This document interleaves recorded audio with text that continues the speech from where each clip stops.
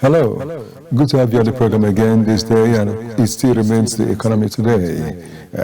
We are here to look at the matters that have to do with the economy, the way it will affect us, and how it will be best for us. And so that's why I was saying I'm grateful that you are there to get to see what we talk about today and understand something out of it. Okechukwu Onubogu here, and of course we'll be working on the fact that we're expecting better days ahead, especially as you can see that what we've got on our banner is already talking about Nigeria at 65. We wish you well, praying that we'll enjoy every bit of this life that we've got at a time like this. I have news bit. I also have a discussion, that is to say, talking about, we have the news, we have the previews, we have the reviews, we have the interviews, and that's where it was. It will always come on the program. And so again, we welcome you. The first thing we will begin with is from the business news. After that, we'll return and talk about other things that will happen today.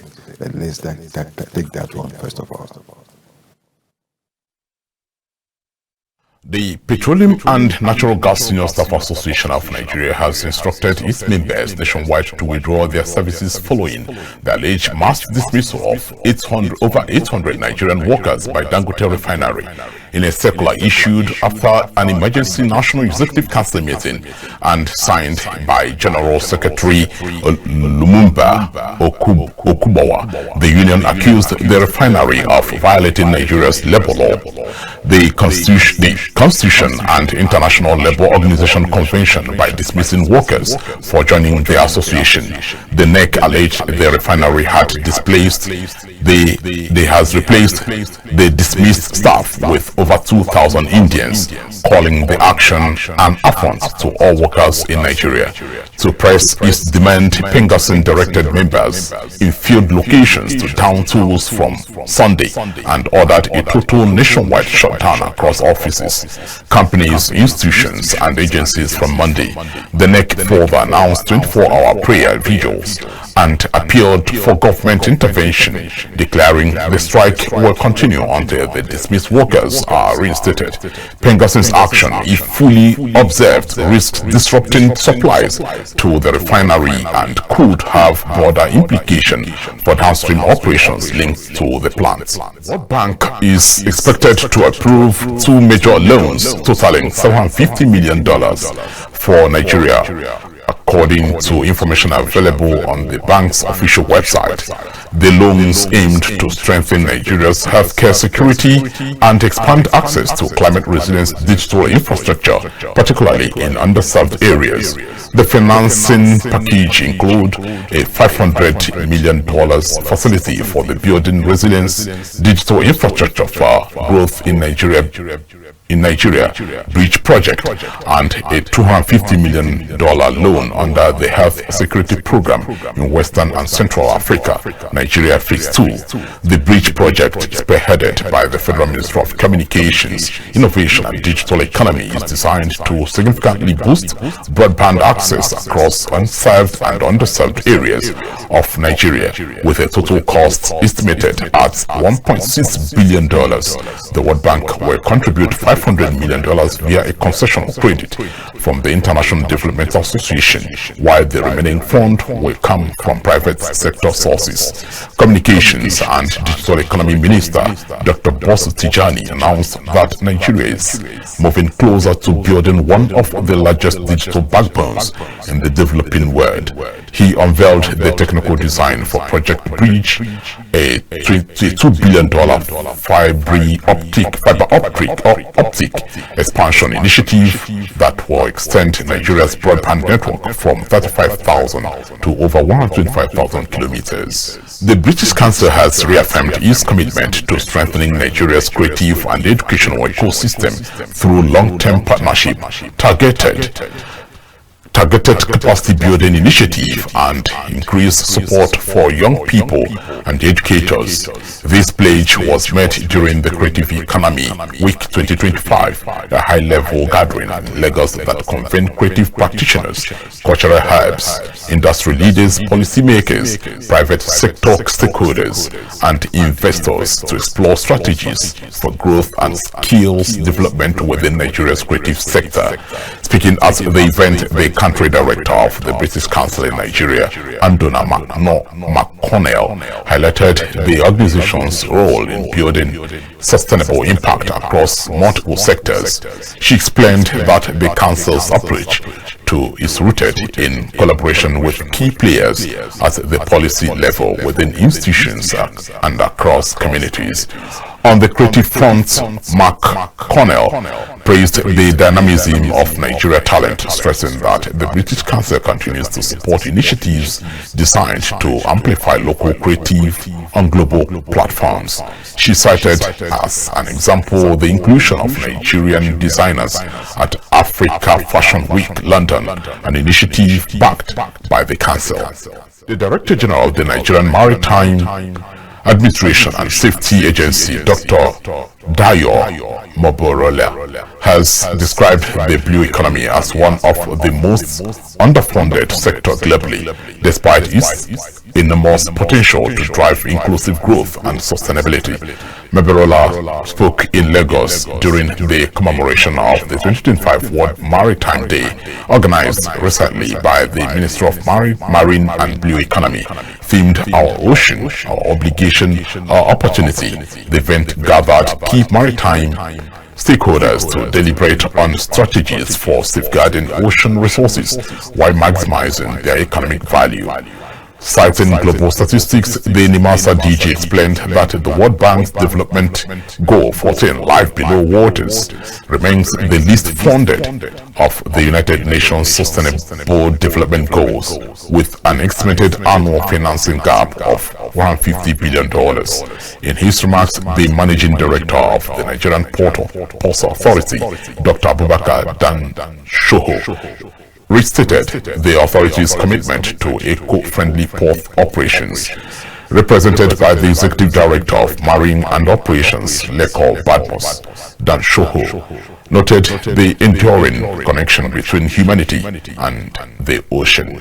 Nigeria's billboard and outdoor advertising market is facing fresh calls for reforms as regulators and industry stakeholders warn that outdated practices and weak credibility could undermine its long-term survival. These concerns dominated discussions at the 2025 Luna Conference and awards held in Lagos, where experts highlighted structural flaws, credibility issues, and the slow adoption of technology as major barriers to growth. The Director General of the Advertising Regulatory Council of Nigeria, Dr. Olaleko Fadolabo, cautioned that the industry could not afford to delay change. Conference convener and chief executive of Luna, Kingsley Onukeme, admitted that the industry had struggled with credibility and programmatic distribution in the past. However, he said that the sector was now embracing innovation and international collaboration to restore confidence. In his contribution, the Managing Director of Dansu Nigeria Cluster, Chiko Puta, said the OOH sector must transform its reputation from being seen as a reminder medium to being recognized as a direct driver of economic value. Ooh, good to know that you're still there and we've got this done. We will also continue to look at other things. Right away, we'll take a look at what we have in the money market, and we'll return to talk about other things. First of all, let's go there. The money market.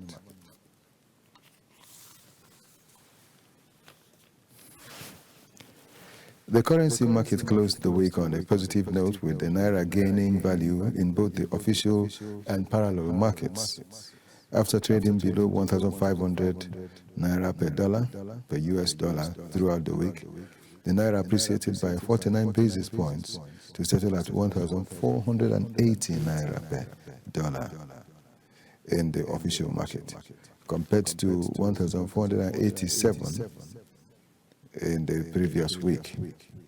In the parallel market, the Naira also appreciated by 134 basis points, ending the week at 1,495 Naira per dollar, from 1,515 week on week, though it closed Friday unchanged.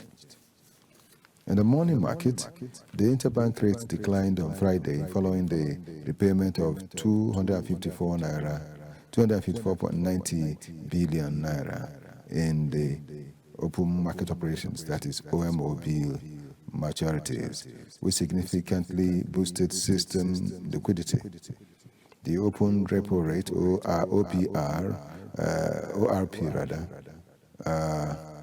dropped by 200 basis points to 24.50% from 26.50%, while the overnight rate O/N fell by 207 basis points to close at 24.88% from 26.95% week on week.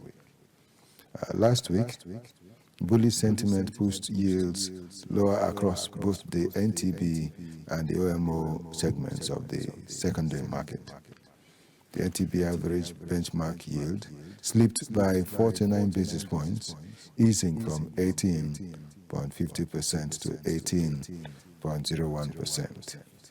Similarly, the OMO market average benchmark yield decreased by 37 basis points to 21.48% from 21.84% in the previous week. The FGM bond market during the week announced plans to offer 200 billion naira across 2 tenors in the federal government of Nigeria FGM bond subscription. The auction is scheduled for September 29, 2025, and the FGM bond market traded bullishly, supported by stronger investor confidence. The average benchmark yield declined by 7 basis points, closing at 16.40% from 16.47% in the previous week. Yields across the curve also fell, with the short, mid, and long-term maturities easing by 2 basis points, 12 basis points, and 1 basis point to 17.08% for the short, 16.60% for the mid, and 15.93% for the long-term maturities. Well, that's it for now. We also want to mention, while this goes on, that the federal government has offered 200 billion naira bonds for subscription, and this day. I mentioned a bit of it earlier, but let me read it completely for you to pick the whole of it as it is. There are details. According to details, the release by the Debt Management Office, DMO, the offer is split into 2 equal tranches. A 100 billion naira tranche, 100 billion naira 5-year tenor bond, and another 100 billion naira 7-year tenor bond, both aimed at strengthening the domestic debt market and deepening investor participation. The bonds are being issued in units of 1,000 naira per bond, with a minimum subscription level set at 5,000 naira. This structure is designed to make the investment accessible to a wide pool of Nigerians, from retail investors to institutional players. The DMO noted that the offer presents a reliable avenue for long-term investors to earn steady returns, while also supporting the government's infrastructure and budgetary financing needs. These bonds are backed by the full faith of the federal government and remain one of the safest investment vehicles available. The office stated, market analysts have described the offer as an attractive opportunity for Nigerians at home and abroad, seeking secure investment options amid global economic uncertainties. A Lagos-based investment banker explained that subscribers will benefit from regular coupon payments throughout the tenure of the bonds, providing predictable income streams. For investors looking at stability rather than speculation, this is the right time to buy in. That is the way they will want to say that they will be eating the coupon interest on a steady basis.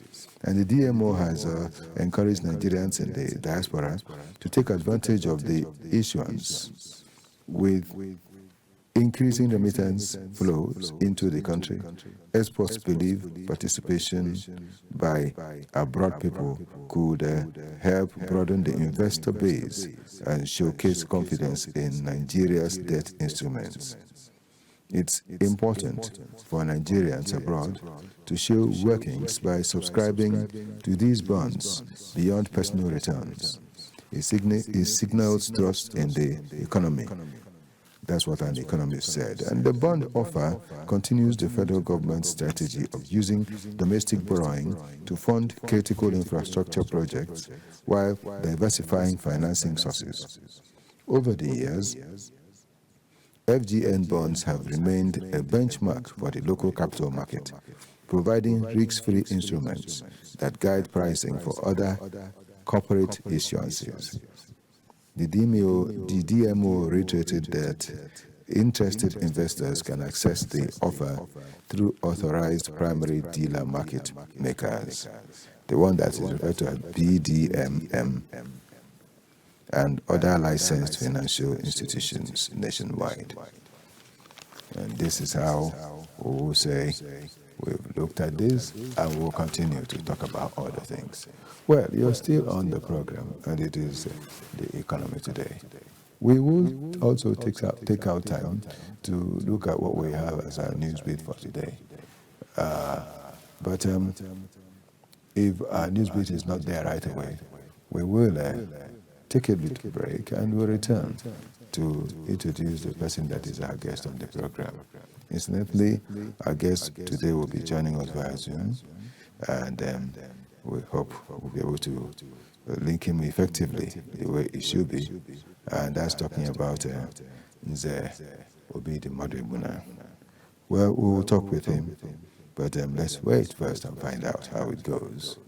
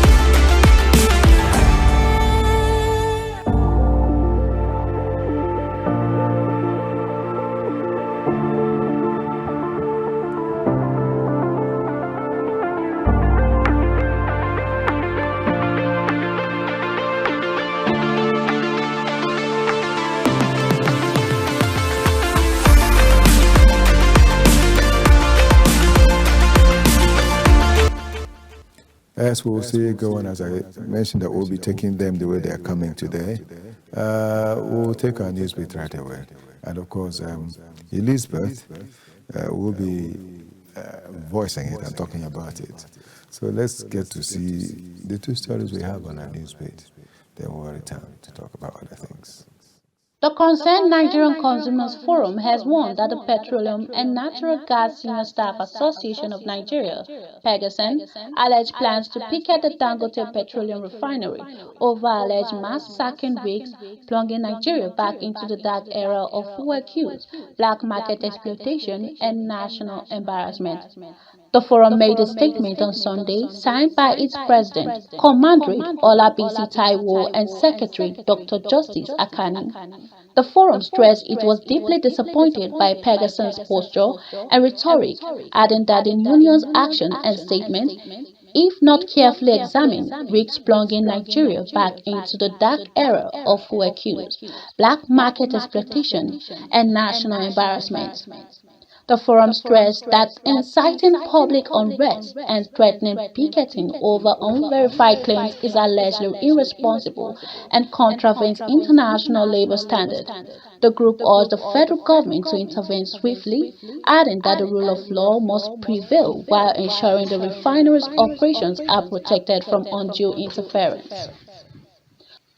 The Nigeria Customs Service (NCS) has launched a one-stop-shop OSS initiative piloted at One Apapa and Tin Can Port to cut cargo clearance time from 21 days to 48 hours. The reform was introduced during a meeting with custom management and area controllers in Abuja on September 23rd and later announced on the service official X account on Sunday. Comptroller General Adewale Adeniyi said the OSS is designed to streamline operations, eliminate duplication, and improve predictability in clearance procedures. The measure also aligns with global best practices and supports the federal government's ease of doing business policy. Under the new framework, all custom units will jointly handle flag declaration, removing the need for multiple checks and reducing bottlenecks. Once cleared under the OSS, consignment will not be re-intercepted, a move expected to lower costs and boost trade facilitation. The Abuja meeting also reviewed the service accountability framework, including the adoption of a central dashboard to track clearance timelines, interventions, and stakeholder satisfaction. While technology continues to enhance custom operation, Adeniyi stressed the importance of direct engagement with officers to ensure collaboration and efficiency. Area controllers at the meeting pledged full support for pilot phase, describing the initiative as both timely and essential to reposition the service for greater effectiveness. Thank you so much, Elizabeth. And we're still on. We still have a lot to share as we go on the program. Looking at what entrepreneurship is all about. This time, talking about the startups and what they face, the startups and what they'll be facing.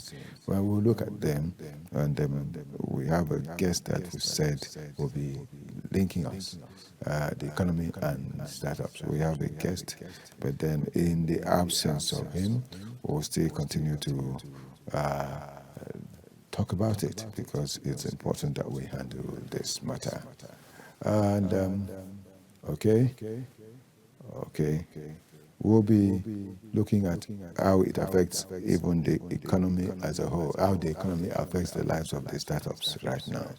There are different businesses that are carried out, and when they come, they are seen as new.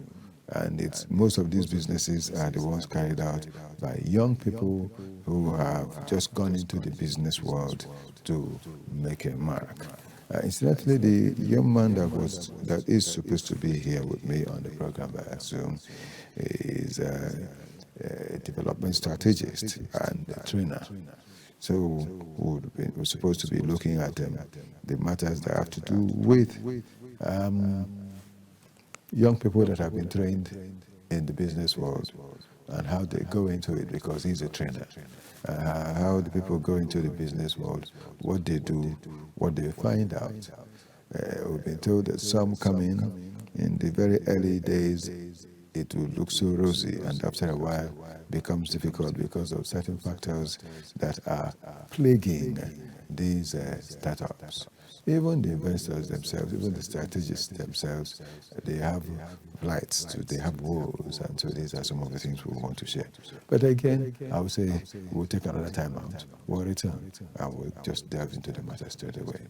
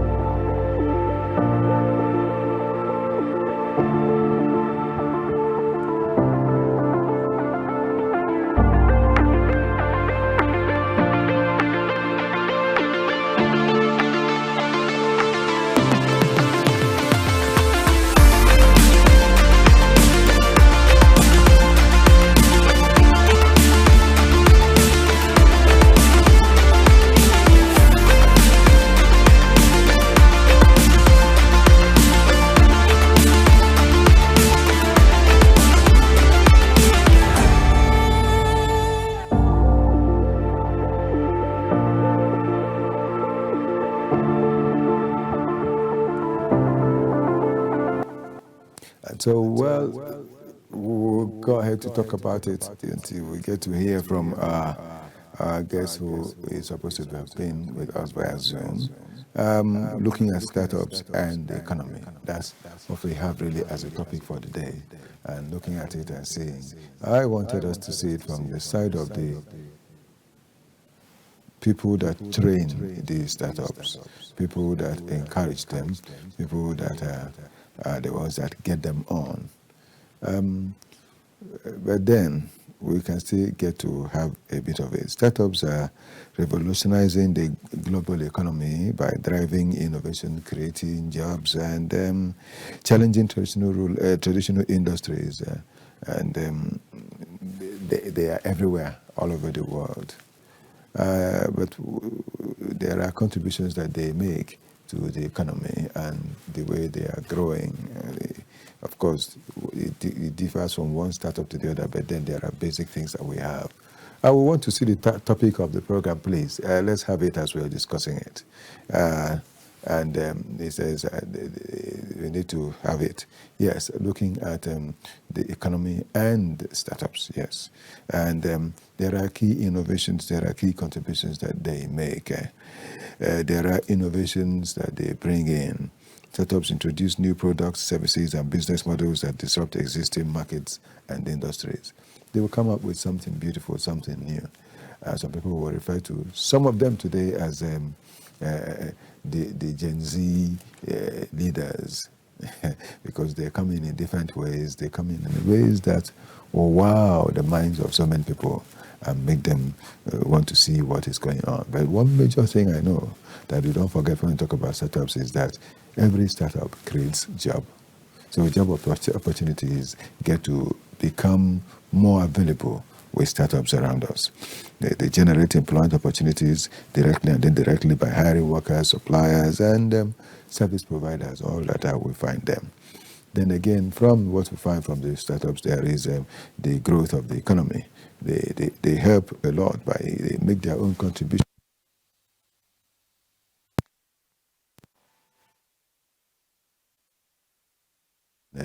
Competitiveness in various sectors where they are found.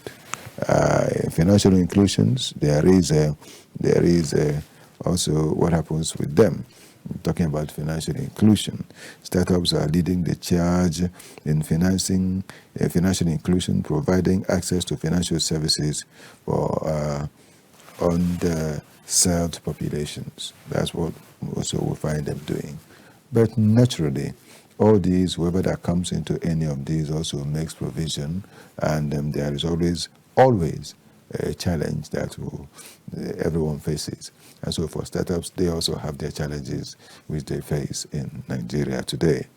One major challenge that they face is funding.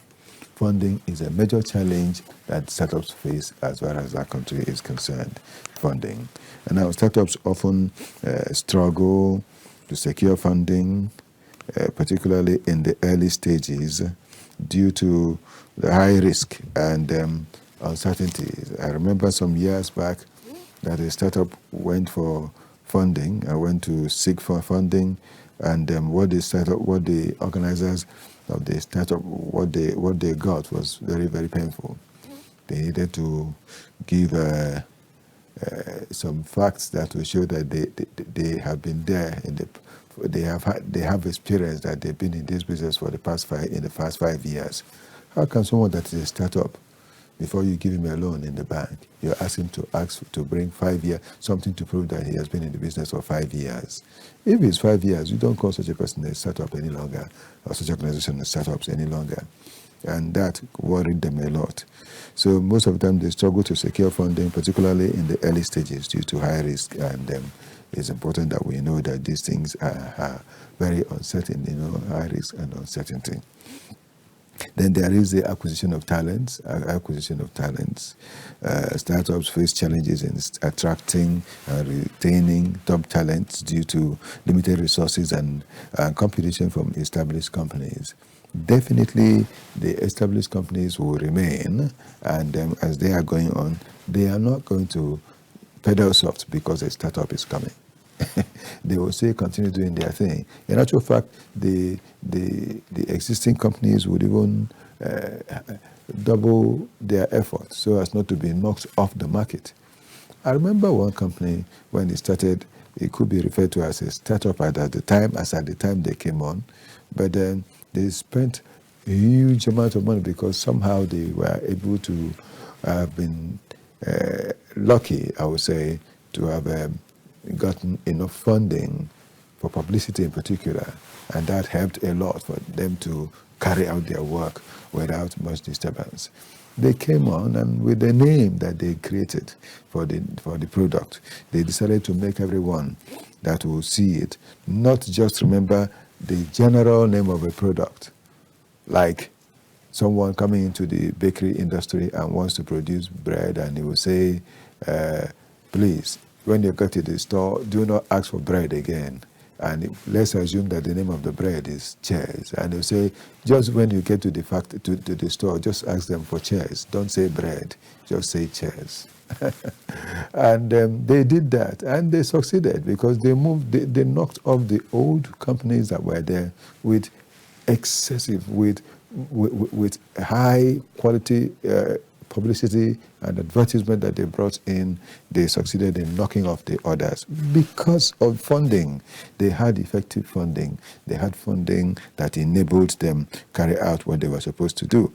So that's the thing. Many people today may not have that funding, and that's why it's always a problem for startups when they come in to do their businesses. Funding, on a serious note, happens to be one thing they have as a problem. But then there are other forms of problems that they also have. Apart from talking about funding, there are other things that they look at that you could refer to as a challenge or whatever. Apart from funding, I've also talked about talent acquisition, how to get people that will agree to come and work for them. But whenever the funding, as always, I would say that funding is number one and the major problem, because if there is fund, it will take care of other things that are supposed to have been the problems that would have come up. Because, as they say, money answers all things. So with that, it will help them to go. Then regulatory environment, also they must navigate complex and dynamic regulatory environments which can create uncertainty and obstacles. But then there are so many ecosystems that successful startups have gone through, and so we want to mention some of them that in Asia, is emerging as a major hub for the startups, with countries like China, India, and South Korea experiencing rapid growth in the startup sector. Then, of course, we have had many times the Silicon Valley. Silicon Valley remains a leading startup ecosystem known for its vibrant culture, access to funding, and talented workforce. And what is it all about? When we just say Silicon Valley, it is not just, it's just that it is a place, a location where everything that can help the business to thrive will be made available. Like free trade zones, in actual fact. Talking about free trade zones, it's that kind of thing that you could refer to when you talk about the Silicon Valley. Because just as we have talked on this program, there is the Bauchi State program that's about to happen, the summit, economic summit, and all that. What they are trying to create in Bauchi State is to create a one-stop center where the investor and the manufacturer, the consumer and all will meet, and everything will be okay for them. So in such a place, it will not be difficult to locate electricity supply. It will be generally available for everyone that is in there to work. It's also the infrastructural provision, like the roads to lead to such places, and the roads in such places will be in perfect order. Then again, there will be water. If there's need for water supply, effective water supply system will be there available for them. If there is any other thing they need, enabling work that will support the one that is part of what they need to make sure that their work goes on. Like talking about the fact that a construction firm in the Silicon Valley will be able to find all that it requires. The raw materials required for that work is available there. So everything is made easy when you talk about providing such a Silicon Valley. In Anambra State too, something like that is about to happen, because I've had, the governor has mentioned, and they've talked about it, that they are trying to do something in the Oboji area, where this is an area that has so many, that has a vast land really, where nothing has happened. It's been there undeveloped, and so they want to, within that area, develop the entire place and bring in all the facilities that will enable both startups and the full-time existing companies to come in and start work, and it will be easy for them. So in actual fact, creating development within the area, and that way it will help even the startup to work well. These are some of the things that happen when you talk about the economy and the startups. We talk about the Silicon Valley, where you stay, and everything that is talking about the ecosystem made beautiful for whoever that wants to start the work he needs to do. Again, in Tel Aviv, Tel Aviv is another prominent startup hub, recognized for its innovative culture and supportive ecosystem. In Tel Aviv, that's what they're doing.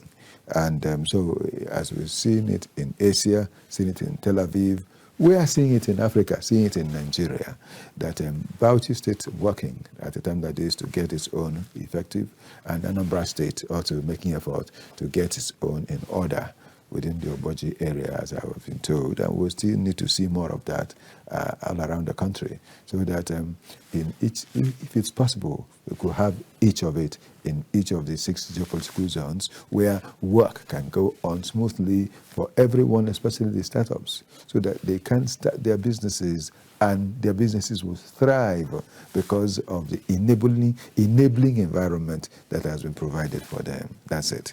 We also look at the future trends that we have. In actual fact, artificial intelligence, AI, which I also use, is also something that enables the work to go fast as far as life is concerned.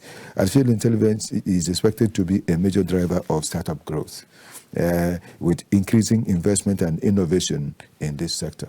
That's why today, not long ago, we talked about the bankers that had their program, and it was AI that was highly stressed and all that, because of the importance of what the artificial intelligence can do for businesses and for everything anyone is doing today.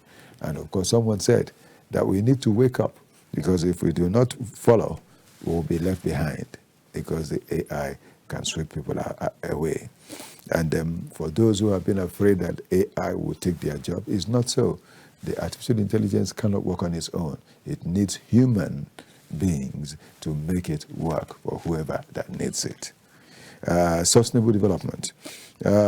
Startups are playing a crucial role in addressing environmental and social challenges, such as reducing food wastes and promoting financial inclusion. You know, even there is a startup company in Lagos that I know that has started making use of the waste, and they say, don't waste the waste.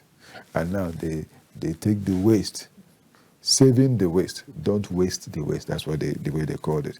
So they take the waste product that we have, and from there transform it into so many other things, including energy. So the waste is becoming a recyclable thing for energy production. And this is something beautiful and great. I've also had people we've talked with on this program severally that has talked about, that have brought forth the idea of having more of these as it goes on. These are some of the things we find when we look at the economy and startups. It helps to boost it. It helps to boost the economy. And the startups, when perfectly put in the order that will help them succeed, would make it. And The enabling environment is what the government is required to do, as Bauchi government is doing today and Anambra state government is doing today. There are other state governments also. The one I know, at least the ones that have come to my knowledge, are the ones I'm talking about at a time like this on this program. I've also been told that the Enugu state government has also started creating enabling environments for those setups that will want to come in as a hub in the state to achieve success. So have I been told that those in Abia State, a lot of it is happening in Aba in particular, even as they're trying to develop and create more. In fact, we'll begin to get pictures of some of these things so as to show, so as to make it real the more that we talk about them on the program. There are effective growth and development, but then there are the trainers, the ones that are the facilitators. The facilitators have had some woes and fears and pains, because this man that would have been with me on this program today, I don't understand why he is not here on the program really. He's a facilitator, and I have talked with him and I have been told about some of the things that are the woes, their fears, their pains. They say that some young people have refused, who are even unemployed, have refused to get trained to become part of these new startup groups all around. Some would prefer to go into things that are negative rather than do positive job or positive work through forming, if you like, cooperative groups, or even joining the training, first of all, to come out to start something on their own. There are many things, many works, many jobs that the startup organizations can create as far as life is concerned. And some will want to avoid all these things and refuse, even in some places like in Anambra, where the government is enabling people, paying the facilitators to train young people, to get them to do these things, because knowing the fact that when they are trained, their minds will be taken away from evil, and they will work towards positivity. And that's why such governments are making effort to put in a lot more. But then a facilitator has told me that many young people, maybe due to ignorance or what, I don't.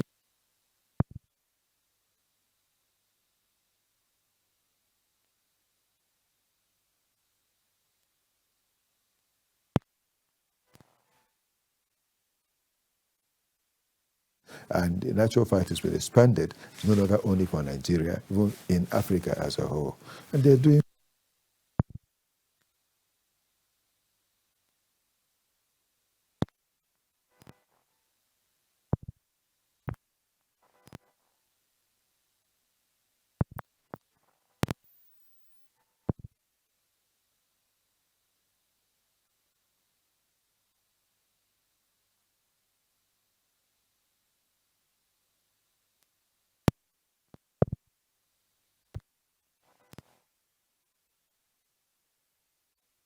return to conclude the program.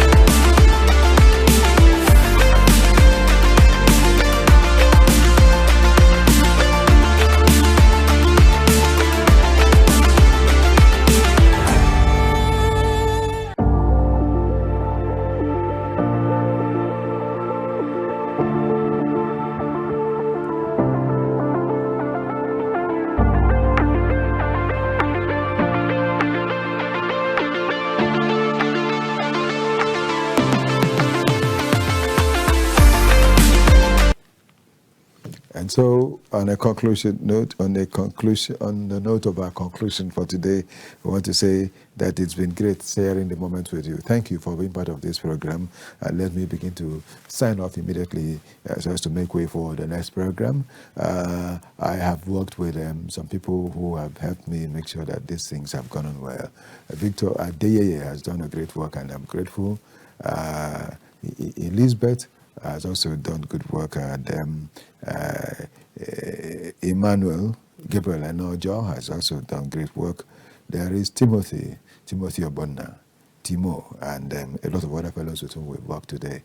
I want to say thanks to Ihanye Ugoji. I won't forget also Victor Chizea, and of course Felix Akinjabula. I also know that Eke Chukwunalu was part of what has happened here today. I want to thank all of you. I also want to thank you, Keria. Thank you so much for a lot that you've done. On behalf of my assistant, I'm talking about Esther Abraham. This is Okechukwu Onubogu saying, may the best happen to us all the time.